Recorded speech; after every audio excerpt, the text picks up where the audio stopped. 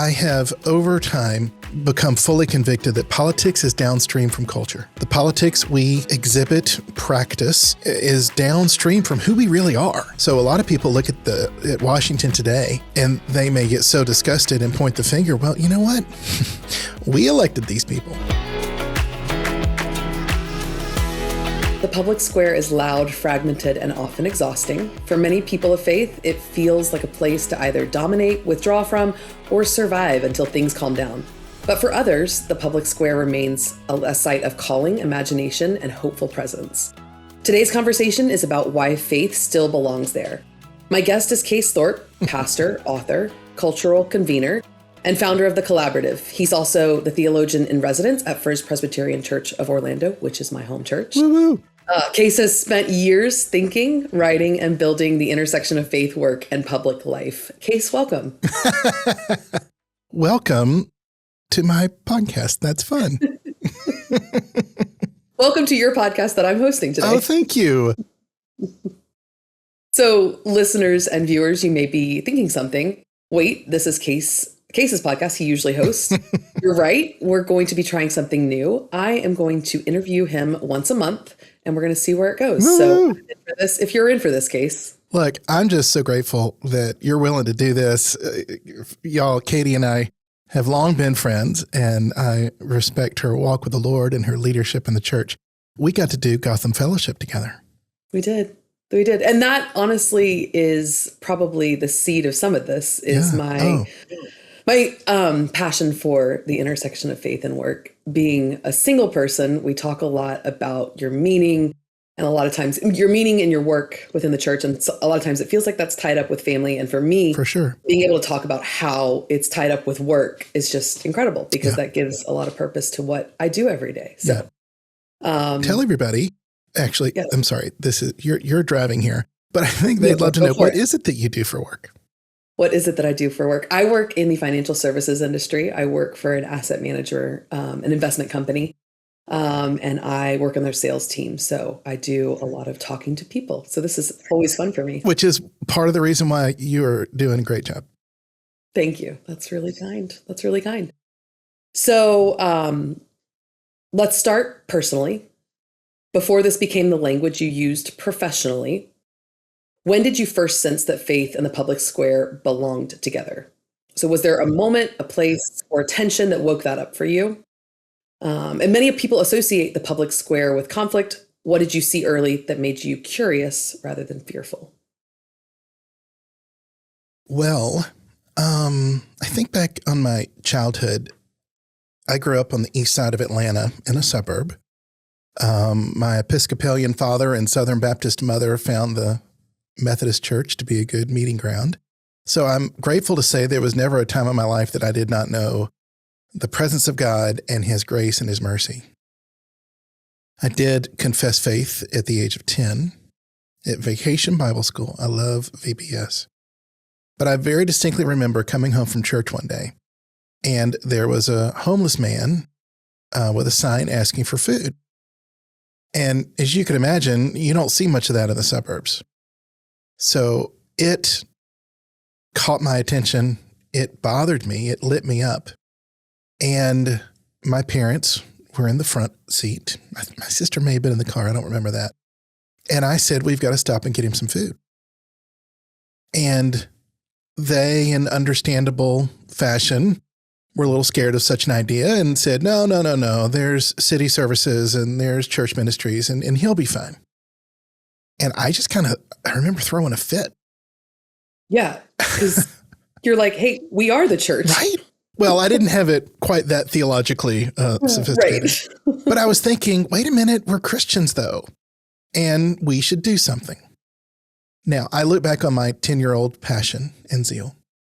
And I compare it to now how I respond and minister to the homeless all around us in Orlando, because there's quite a number more. So it took me, we went home, and I continued to throw a fit. I wouldn't let it go because I was just like, our faith's got to matter. It's got to make an impact. It's got to get outside the church. So finally, I wore my parents down, and my dad was like, fine, we'll go to McDonald's, get in the car.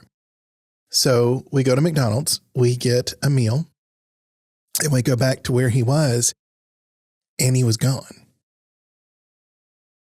And I don't remember who enjoyed the McDonald's. Probably me. But it just stood in my head and still stands in my heart that we've got to make faith real and out there and applicable. And by out there, I use the phrase public square because of part of the context in which I minister and the peers and friends that I have. So, that was kind of the first time I can remember getting faith outside the walls of the church. And granted, I was born and nurtured well inside the walls of the church. Yeah. Yeah. So again, going with the last question, many people associate the public square with conflict. What did you see early on that made you curious rather than fearful? What made me curious about the public square rather than fearful? Well, I'm a nerd, clearly. And so I think on these philosophical levels, like what's the purpose of something? What is its nature and activity in the world? And by those somethings, I mean government and politics. I'm a political nut. I love politics like some people love, I don't know, football or the Hollywood scene. And so then I think about like a company and a grocery store and the school system and healthcare. That's just kind of where my mind lives. And I see, and because of my political interest, I see all the brokenness and all the problems in healthcare and the problems in education. My dad was a small business owner and owned 3 Dairy Queens and 2 laundromats. And so I saw the marketplace from behind the scenes. So I am so grateful for the church, for her love of me and nurture of me. I'm so grateful and have loved my call to serve her. We really have to think deeply, right, in seminary on the church theologically and practically and all those things. So I've just gone to thinking through those other big institutions and entities in our world. And not that I'm looking to create theocracy, but I'm trying to think through our faith and being a Christian as people like you go into financial real estate worlds, which confuse me, but I'm glad somebody understands them. Still confuses me some days, most days. No, it's, the curiosity rather than fearful. And I think the other one you can throw in there sometimes is like being exhausted by it. I feel exhausted by it sometimes and have to take breaks, but exhausted by the brokenness, especially right now. Yes, correct. Right. The immigration issue and other, Washington and exhausted by things that need nuanced conversation, but don't get those in a lot of places that we. Ooh, did you just say nuance? It's true. I wonder where we could get such nuanced, considerable conversation. Yeah, you don't get nuanced conversation in the news or online or a lot of places that you seek some of that information. So, well, and so that actually relates, to answer your question, to the formation of this podcast. COVID and George Floyd, that year of 2020 and 2021, it broke my heart to see some of the ways in which my peers were reacting to all that was going on.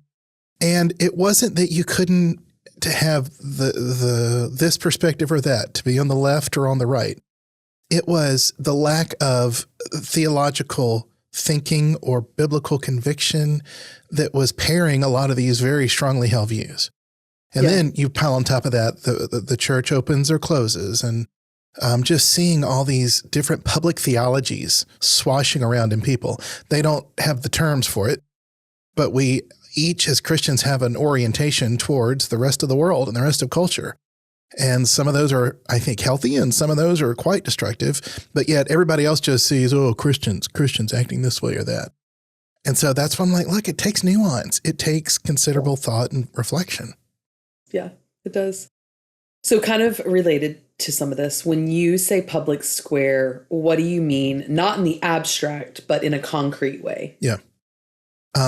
Rotary. Like the Rotary Club? The Rotary Club. I love that. Those are going out of fashion in a way. My grandfather and my father were huge Rotarians. My grandfather was a Paul Harris Fellow, which is like the super duper Rotarian. A dear friend of mine, Jason Frazier, who's actually a big champion of the collaborative, is very involved in Orlando Rotary. And he has been so kind all through the years to invite me repeatedly to come. And I've been a few times. And a lot of actually the longtime members of First Pres Orlando are big leaders in the Orlando Rotary. And I said, Jason, thank you. But I don't need to know any more people, and I don't need to network further. Meaning I appreciate that. I am so blessed by a big church with lots of connections, and especially when I was the mission pastor. So I didn't have that most immediate need that Rotary provides. But I love those sorts of civic organizations where you have the banker across the table from the prosecutor, and then at the next table, the judge sitting there with the guy who owns the 3 McDonald's. And so you have sort of the elders at the city gate that we see in Scripture. Those people who, yes, certainly with wealth and means, but of all varied types. But, a judge may not be particularly wealthy, but they bring that wisdom to that conversation on the law. And are they ones who are making wise choices for the common good? I think we have had a great record of that in the bigger sense through American history. We certainly have our scars and moments, not so much. But I don't know if in 50 years, 100 years, we're going to continue to have the town leaders gathering at the gate and making decisions that aren't just about their own bottom line or their own political survival. I was very moved when I read that when the huge earthquake and tsunami happened in Japan, maybe 10 years ago, where the tsunami wiped out the nuclear reactor.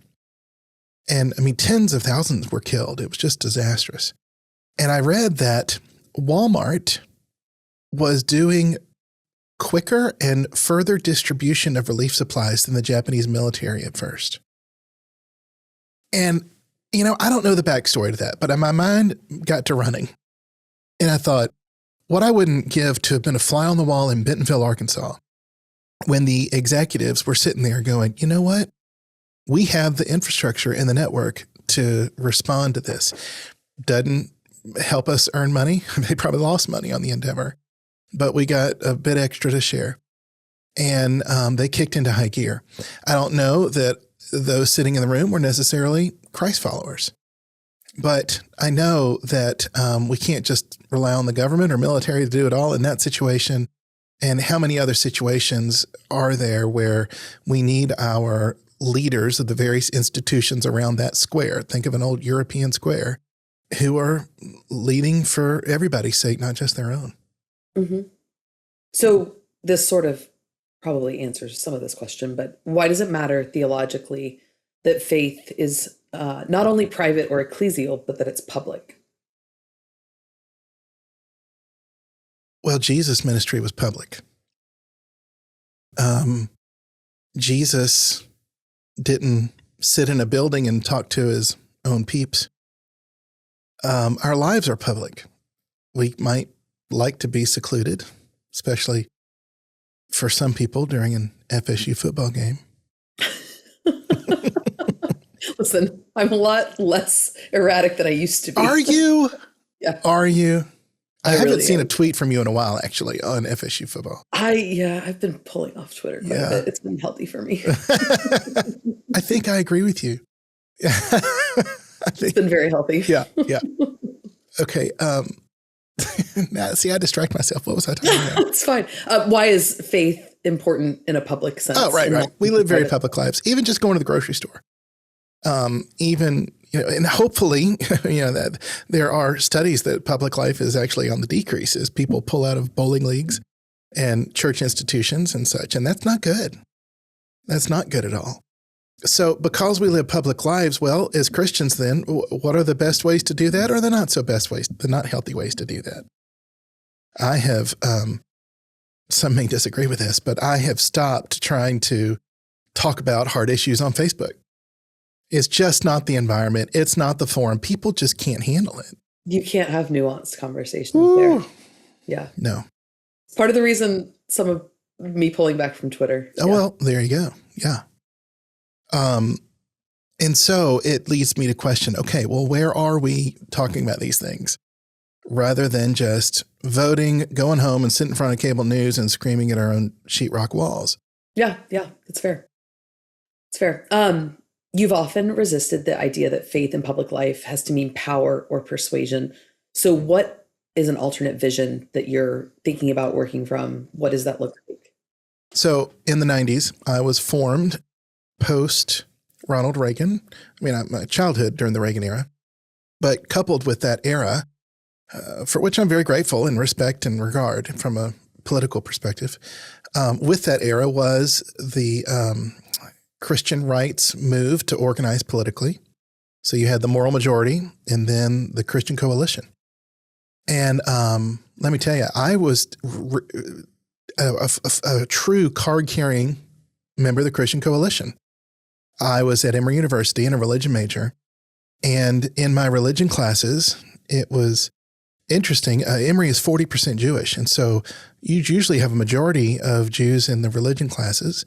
Then Christians would be the next largest group, and a few Hindus or Muslims here and there, numbers wise. And of the Christians, I was the only evangelical. Everybody else would have been from a much more progressive mainline denomination perspective.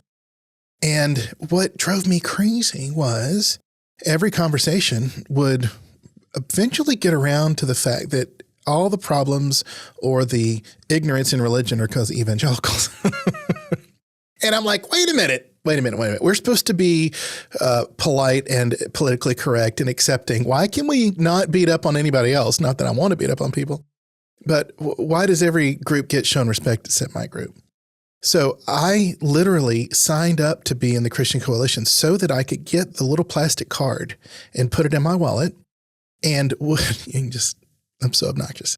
I would dramatically pull out my wallet and pull the card out and hold it up and say, now, wait a minute, and kind of call the question.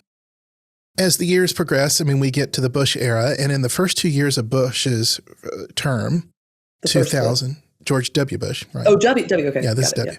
My parents actually had a dog named W. Isn't that funny?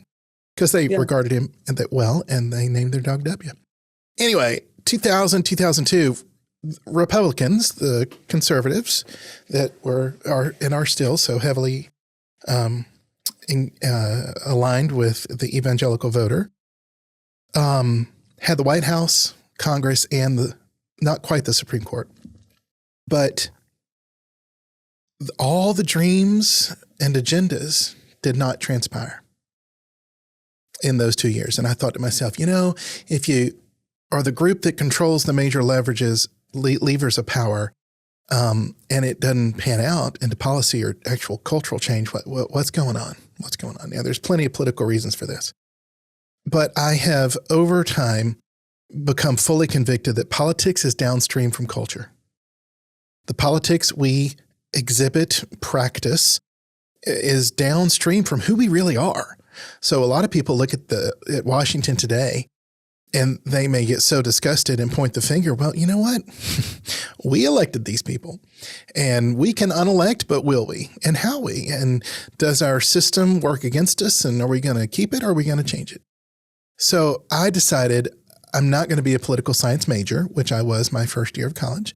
I actually had my call to ministry experience between freshman and sophomore year of college. So I shifted, but I just felt God saying, go upstream and help build the culture, meaning form people in Christ-likeness, equip them for leadership and service in the various institutions. And, my little drop in the bucket is but a drop. I don't pretend to think that I will turn the rudder of America's future. However, I just think it's a much better investment. It's very much in call with the scriptures and God's expectation for us.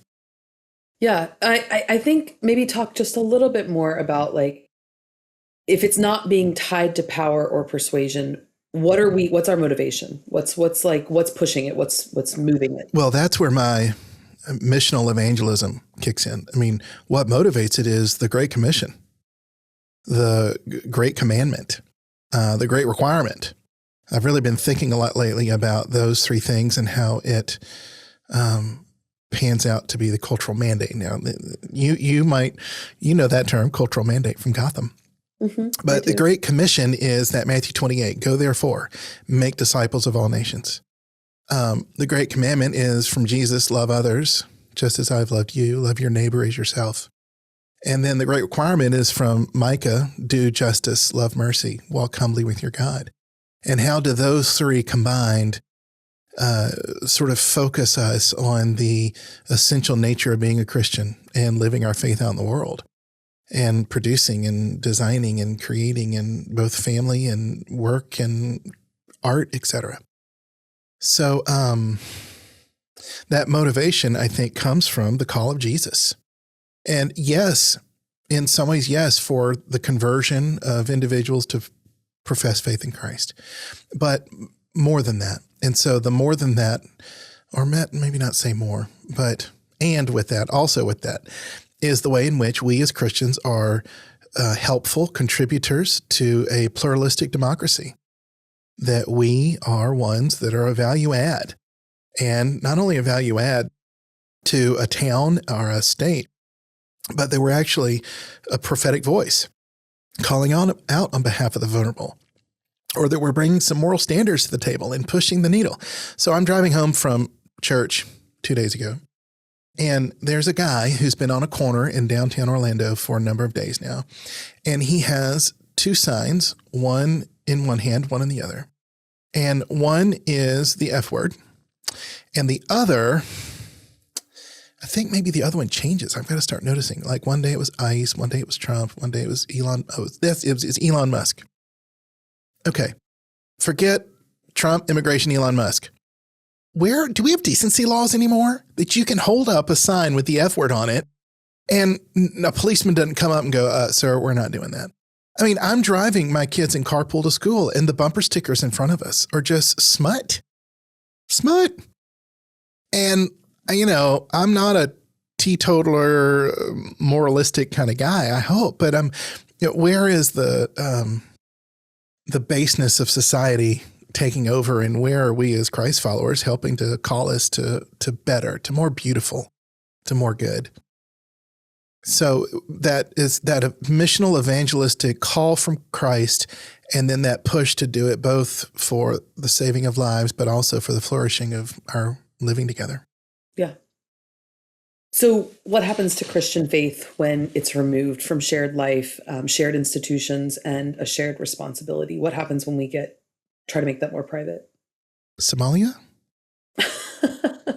I mean, Yemen? And my point there is, and with all sensitivity to the poverty and the difficult nature of life, they are cultures that do not have the riches of the Western tradition, which is the scriptural Sermon on the Mount tradition. Western civilization ethical thought is based on Matthew 5-7, the Sermon on the Mount. And so you see in places where that is not the norm, both in the home life, the individual life, and the work life, you're free to make it all about me or my tribe, or you lose touch with the vulnerable. You lose touch with justice. You lose touch with generosity and sharing resources. So I lift those places up because they are not places where Christianity historically has been able to shape and mold the whole culture. Now, look, slavery was a Christian culture contribution in terms of the Western or the Atlantic slave trade. So I'm not saying we're innocent. I'm not. But on the whole, we wouldn't have a passion for human rights if it weren't for a Christian worldview. We wouldn't have actually the end of slavery. Let us take note that there were a number of Christians who ended slavery. I was just reading last night about my new hero. Her name is Ida B. Wells. Ida B. Wells. In fact, I've got her bust on my desk. Here's Ida. See Ida. Do you remember from history class who Ida was? I vaguely remember the name, but couldn't tell you exactly. Well, I could vaguely remember the name, but I've been reminded, and I'm actually reading a biography on her right now. She was a young woman in Memphis who was a school teacher, and she was actually born technically as a slave. So she was born during the Civil War.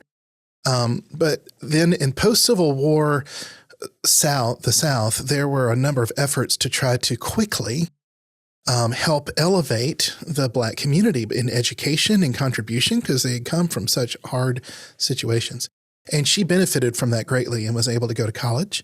She was a school teacher and eventually began to write editorials. She was so good at it and wrote so many, she became a full-time journalist, owned her own newspaper.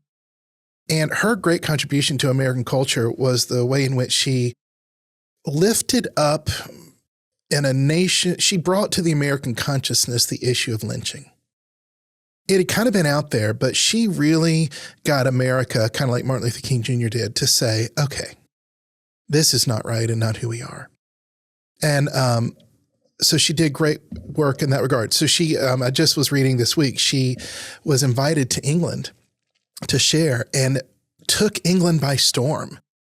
Here she is, 30 years old, very formal and a small-statured woman. And yet the reports are she would get up to speak, and it wasn't fireworks and boisterous, loud, commanding type speaking. It was she was like a rock, sharing a hard and true word that just kept audiences captive. So, I think about it, and she was a Presbyterian. Woohoo! That's what I'm actually doing a little writing on. Point being, while there are a lot of knocks on Christians and Christian choices, on the whole, by golly, we've brought a lot of good to the world, a lot of order, and lifted hundreds, millions out of poverty because of, for instance, the free market principles of capitalism found in Scripture. So, we have a lot to provide, and we need to make sure that we're still providing it. And also then that other corrective, that we're providing it for the common good, not just for ourselves. That we do make room in a pluralistic democracy for our increasing number of Muslim neighbors or Hindu neighbors as America changes demographically. Anglo-Saxons will be a minority here soon in our lifetimes for sure. And so whether we fight that like that or not, we're still going to be following Jesus and thriving in our churches. And how do we make our country work? So I think many Christians feel kind of caught between a posture of like a culture war or withdrawal. I felt a lot of withdrawal myself lately. Yeah. That's not an answer, obviously. So what do you envision? Like what do we do? How do we enter this? Well, and I appreciate that because my formation in college and seminary, and it's still alive today, was that in the evangelical world, the two big issues were abortion and the gay rights agenda. And I'm still against both, but that approach has had its shortcomings in the way in which it has been, a narrative has been written, especially by the progressive DC-based media cabal. Not a big fan of the media, left or right. The witness of Christians has been compromised on the way in which we've gone about those two issues, I think. So therefore, how do we make sure that we're being consistent across all sorts of social ills? What would those positions be necessarily? And not that it's always just one. And how, by working on those issues, are we giving testimony to the world of who Jesus is? So I'm really, really passionate about the school choice movement. And I've been thinking lately I'm going to get more public and more invested in that issue. And to me, it's a civil rights issue. That we've structured our school system such that we keep the most vulnerable stuck. And it's not fair. It's not right. And look, I'm not anti-public school per se. I went to public schools and private. My two older children went to Boone High School. They're Boonies. My son will be there next year. But I recognize the benefit I have of moving into a nicer area that can get the more resourced and better public school. But the school choice situation, it makes me wonder and ask our friends that are so against it, why is Orange County on its third year of losing public school students? Why is the school board now shutting down schools? They just announced another 7 school closures because the numbers have dropped so much. And my question behind that is, why are people voting with their feet? If the system that's trying to be defended is so amazing, why aren't the public schools growing? So that's a particular issue where I hope that, and I love public school teachers. I know there are faithful Christians on the other side of this debate, but I hope in the dialogue of the debate, I hope in the whatever policy or advocacy that occurs, the way in which it occurs speaks to the love of Jesus as much as the end result. And so it's just kind of an example of, I think, where my heart is in helping Christians do such civic work well. Mm-hmm. Instead of withdrawing, yeah. Like Ida B. Wells. What does faithful presence actually look like in practice every day? How do we do that? So as you remember from Gotham, the Gotham Fellowship, faithful presence is a concept that is advanced by a University of Virginia scholar, James Davison Hunter.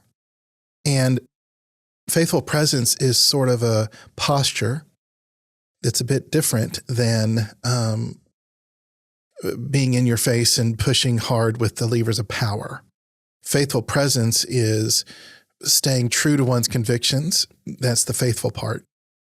Not compromising on truth, not compromising on conviction, but also being present, not secluding oneself in one's church and lobbing bombs out towards the other entities in a city, throwing a bomb at the museum or at the city hall. But it's being present and showing up with your convictions. I have been involved in a number of community worship services over the years. So a lot of times churches will do a Thanksgiving service or a show of unity around racial issues, Martin Luther King Jr. Day. And I like those because usually we are all being faithfully present. And the we here are all the various streams and tribes, if you will, of Christianity, all the different denominations.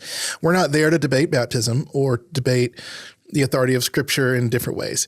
No, we're there because we want to be grateful and encourage everybody else to be grateful at Thanksgiving. We're there because racism is bad and we want to promote unity on Martin Luther King. So that's faithful presence. It's showing up and showing up without compromising. And you can do that. We have too many examples of either not showing up as Christians or feeling like you have to change, sell out, get syncretism is that way in which religious faith merges with cultural ideals and values in an unhealthy way, or at least to me. So how do you think about influence without coercion? Like how do we do this? How do we slowly influence without being dogmatic, without one relationship at a time?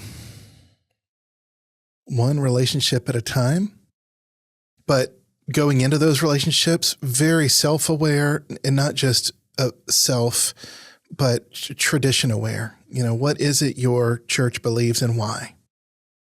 A lot of people will opt out of hard conversations because they don't feel so equipped. Well, get equipped, right? Quit living ignorantly and happily. And then I think that's where the passion I have for the collaborative comes from, really helping those at that top tier, the mayors and council members, the C-suite leaders of an organization or even managers of departments, the principals at schools, those folks that have the power and the leadership responsibility and opportunity to truly take an organization in a certain direction or to embody certain values in that organization, to impress upon them their responsibility and opportunity and call by the Lord.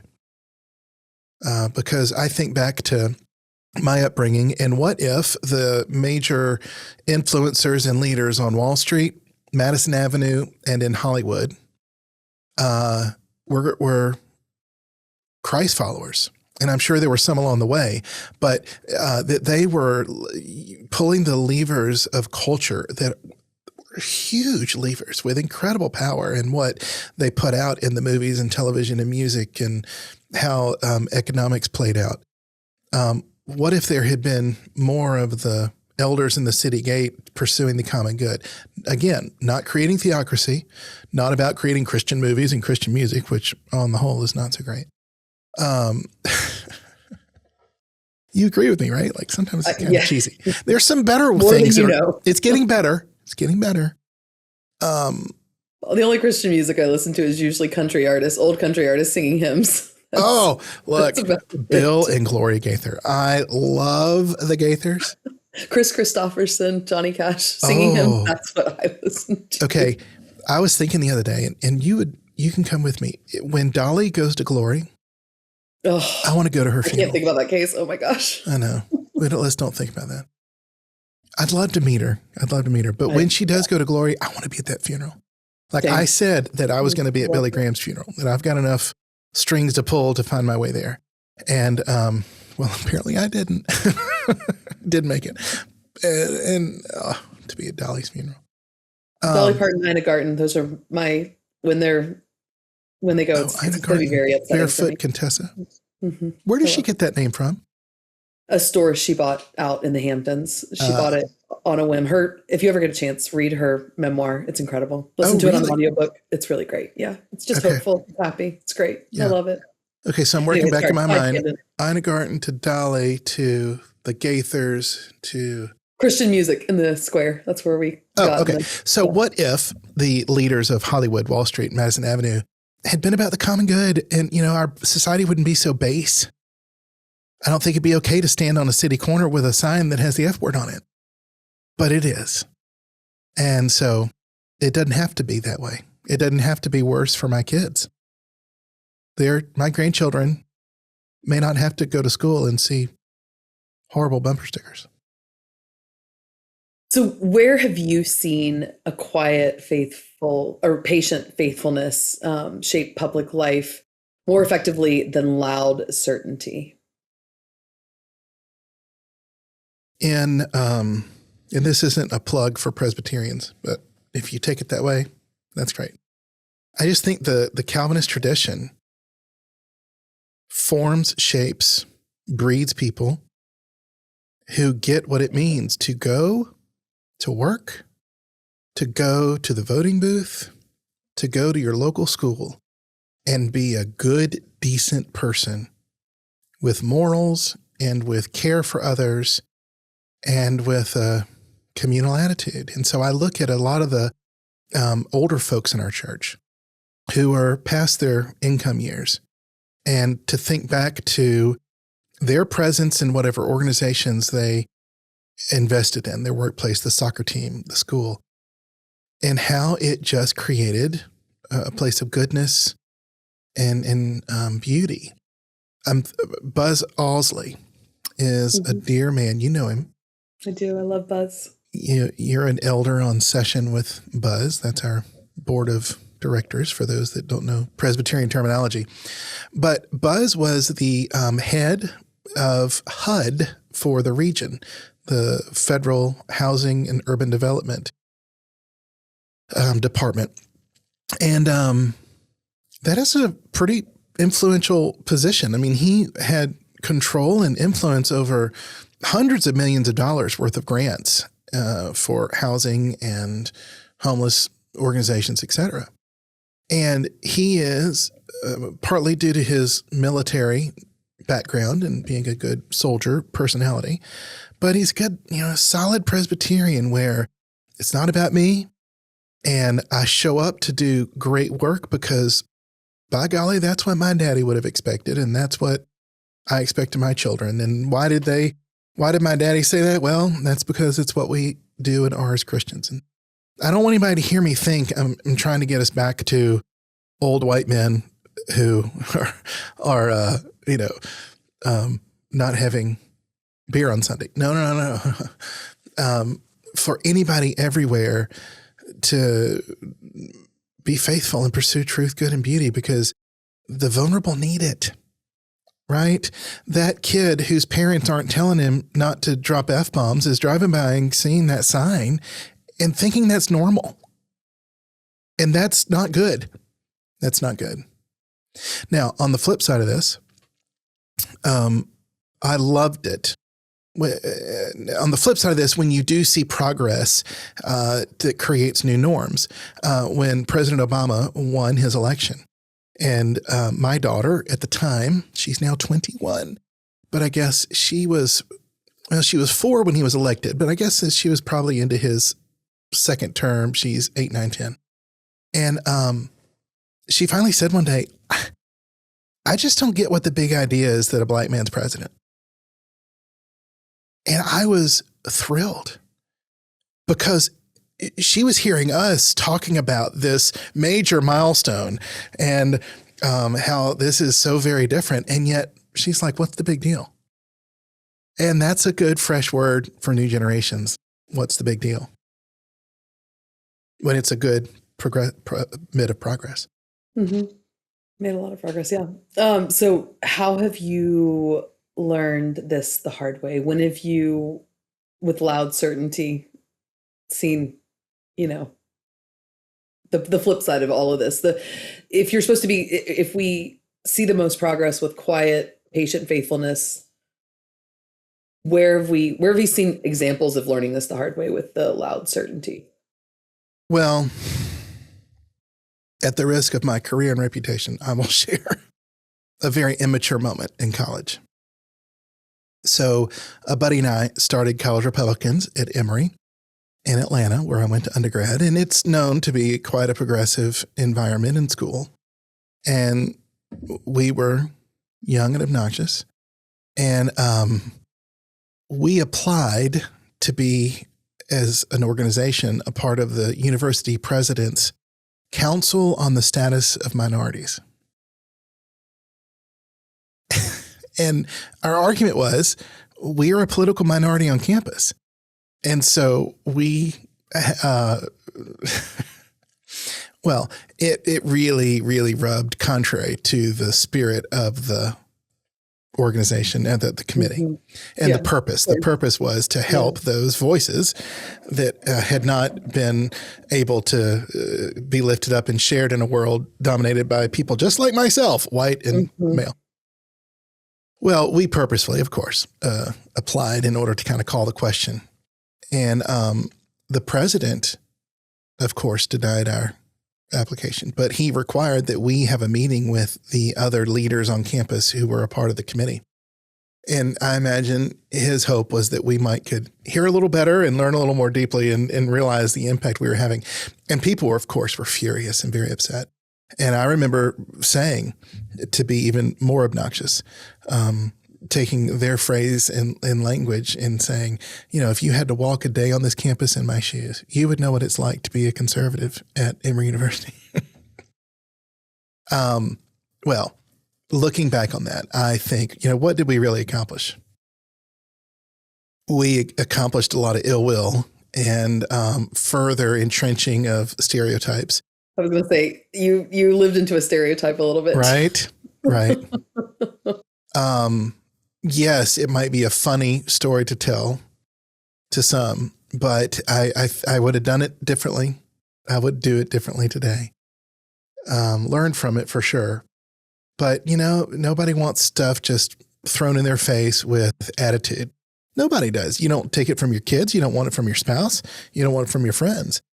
And so why do we feel like there's a freedom to do that in the public square? Well, large part of that today is because we have our politicians leading the example in that way, and that's a shame. But change it. Stop doing it. Be the example and make more progress in the long run. So a lot of public Christianity today is argumentative, and I think we need to move that more towards formation. How do you envision us doing that? Well, we need to start in the church first, in the way in which we converse. One thing I appreciate about the Evangelical Presbyterian Church, our denomination, is that we're very clear on the essentials, the top 10 things that aren't debatable. We can talk about them, we can chew on them, but these are our essential commitments. And then what are all the non-essentials, those secondary, tertiary things that we can have a breadth of belief because we know Scripture isn't super clear or provides a variety of options. And I have found that to be a very helpful way of structuring doctrine and ideas, because you instantly know the degree to which you need to bring ferocity, prophetic voice, weapons, not literally, but strength to an argument. We're going to be much more clear and firm on doctrinal essential issues, the nature of Jesus, the way in which salvation happens, the authority of Scripture. But then we're going to have much more freedom and joy and relationship on other non-essential type issues, like what should worship look like? And how should one think about military service? So with that, we are having some hard conversations right now in our denomination. And I led a meeting last night on a Zoom call, and I was the minority voice on this particular issue. But by golly, I smiled the whole time. I used people's first names. I tried my best not to roll my eyes or to let that sinful self come out. But because I wanted people to know, look, I love you and I'm a nice guy, even though we disagree, because that's not the norm, sadly. And afterwards, somebody sent me a text and said, man, and this guy disagrees with me. I really appreciated your attitude in that. So I just think in the church, we need to practice these basic acts of civility and in tone and such. And then, that comes through deep, deep prayer and shaping the heart. Humility. Yeah. Brett Allen. Yeah. And for those of you that don't, he's our minister of family life here at the church. And Brett is one of those few people who you can tell by their demeanor, their attitude, what they say. He has spent significant time in prayer in his life. The flow of the Spirit over the jagged edges of his heart has been ample and smoothed over those parts. And so he's just a beautiful person to be around. And I've got a long way to go. But I need and want to be more formed in God's presence and in prayer because I need it. It plays into witness and everything. All right, last question, and we can keep it quick, but I think it's important. What sustains your hope in all of this? People like you. Oh, that's so kind. I'm serious. You are a serious Christ follower who has leaned in and taken hold of these ideas and applying them in your life. The testimonial side to the work of the collaborative or other things is to me the fruit of the ministry. So that does give me hope. I'm grateful to see a lot of ministries and ideas and resources being developed from this faith and work movement for the next generation. We did for a number of years biblical entrepreneurship for teenagers. YBE, Young Biblical Entrepreneur was what it was called. And oh my goodness, it was so cool to see them learning some of these basic principles and living them out in a very fun, structured kind of way. That gives me hope. Yeah. Sorry. I was just going to mention to you, speaking of ministries tied to this, There's a podcast I learned about. It's called For the Good of the Public. It's I'm trying to remember the guy's name. It's Michael Ware, and he is associated with I can't remember the name of the group. But anyways, it's a really quick podcast. I listen to it in the mornings. They go through the headlines and they bathe it in prayer. Like they start with prayer where they pray about like kind of what's going on culturally. Oh my goodness. I'll send it to you, Case. But yeah, speaking of ministries that come out of this, I get excited when I see that kind of stuff too. Well, outside of even just our collaborative world. Yeah. Oh yeah. Well, this is where the host says, I'm going to put a link to that show in the show. I will put a link to that show. Yeah, we should put a link to that show. That would be a great idea, Katie. That's good. Yeah. Yeah. It's the Center for like Christianity and Public Faith or something like that. I'll figure it out. But the actual podcast is called For the Good of the Public. It's great. I love it. I start most of my mornings with it.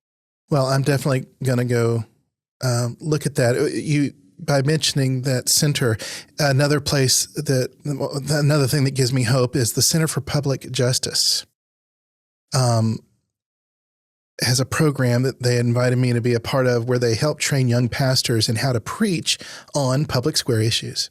Yeah. And not to get in the pulpit and tell you what to believe or who to vote for. But I think a lot of us are so fearful of what we see on television and how people act that we avoid teaching and preaching and discipling on these very hard things. And so this program is an attempt to help pastors wisely and fruitfully disciple and preach and help people become good citizens. Yeah. I love it. I love it. This has been so fun. It's called the Center for Christianity and Public Life. That's the Center for Christianity and Public Life. Okay, well, maybe the host will put a link to that in the show notes too. Yes. Yeah. Yes. Okay. Case, thanks for naming a way of being present that feels both grounded and humane. Oh, you're welcome. And for those listening, we'll include links to Case's writing, links to the podcast I mentioned too, and the work of the collaborative in the show notes. If this conversation resonated, consider sharing it with someone who feels weary or conflicted about faith and public life. You can also leave your email at I'm going to have to spell this one. WECOL. We co-labor. We co-labor. Thank you. I just kept saying cola. We co-labor, and that is spelled WECOLABOR.com. And we'll send you Zeitgeist, our journal on faith, work, and culture. And many thanks to the Stein Foundation for supporting today's episode. I'm Katie Shook, and thanks for listening.